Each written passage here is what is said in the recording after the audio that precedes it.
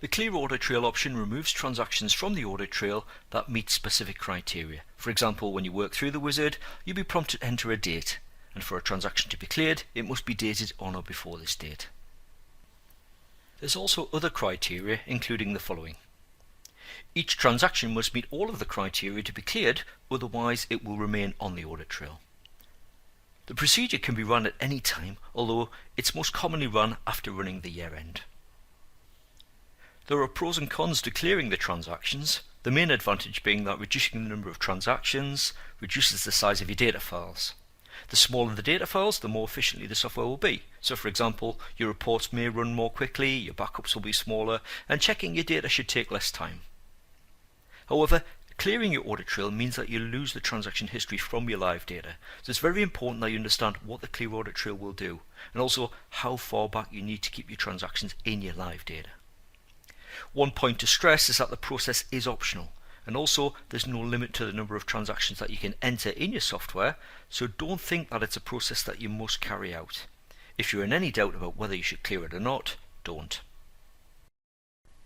If you decided that you're going to clear the audit trail, there's a few things you should do beforehand.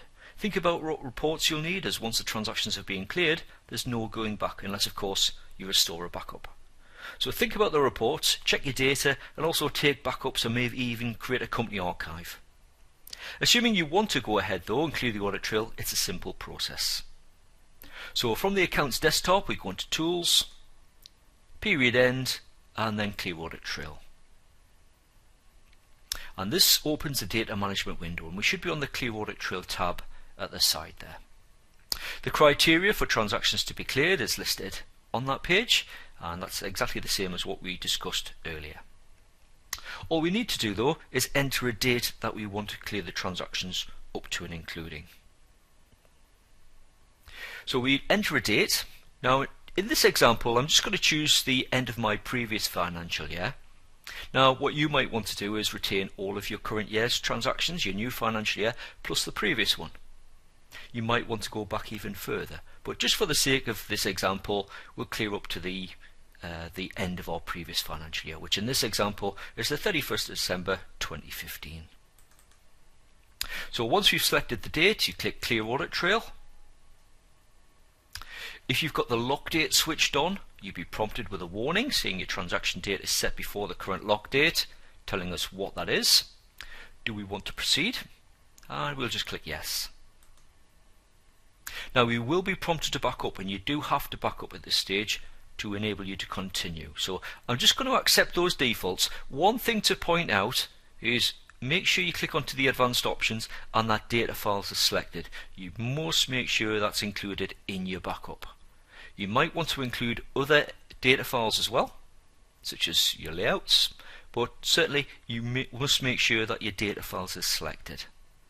Once you've done that, we'll just accept the default, so we'll back up to our desktop, we'll accept the default file name, I'll click OK, we'll just let that run through. It's very quick in my example because it's a small set of data.